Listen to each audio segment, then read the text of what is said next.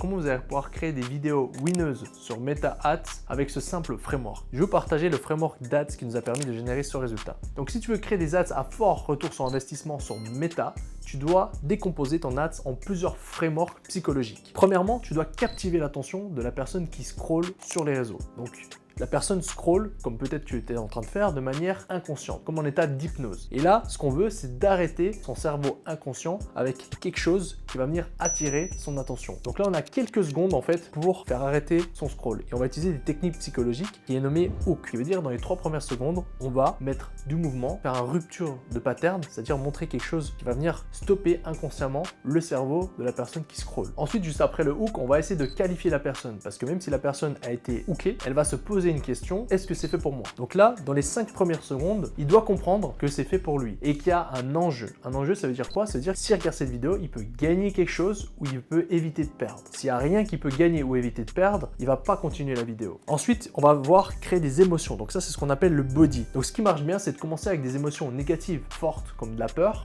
et ensuite d'aller sur des émotions positives fortes comme du désir. Par exemple, attention si tu souffres d'acné sur ta peau et que tu aimerais avoir cette peau-là bien lisse, etc. comme les stars de cinéma, passe d'une forte émotion négative à une forte émotion positive. Et ce gap-là fera que la personne aura envie de passer à l'action pour atteindre son désir. Elle aura pris conscience de son problème, on l'aura bien appuyé et ensuite elle aura envie d'atteindre son désir. Ensuite, on va passer sur la partie rationnelle parce que même si on a activé beaucoup d'émotions et même si la personne a envie d'acheter, et là, il y a son cerveau rationnel qui va venir s'activer. C'est-à-dire, elle va se poser des questions. Est-ce que ça va vraiment marcher pour moi? Il va falloir répondre à certaines objections dans l'ordre. Là, c'est comme un petit enfant qui veut acheter un vélo, il veut acheter son vélo, mais la maman va lui dire ok, à quel prix il est? Est-ce que c'est vraiment efficace? Est-ce que c'est sans danger? Donc en fait, il faut rassurer cette petite partie de notre cerveau rationnel ici qui s'active automatiquement pour nous protéger. Sinon, en fait, on ferait et on achèterait n'importe quoi sous le coup de l'émotion. Et ensuite, à la fin, même si on a hooké la personne, on y a activé des émotions, il veut acheter, on a réduit toutes ses objections, et ben, il va falloir le rediriger. Et c'est là qu'ici, on va venir mettre un call to action. On va simplement lui dire, ok, si tu veux réduire ton acné, maintenant, clique sur le bouton ci-dessous. Donc là, c'est simplement en fait l'action que la personne doit faire. Donc je rappelle, il scrolle de manière hypnotique, on y a captivé son attention, on y a activé des émotions, on lui a dit d'acheter, et à la fin,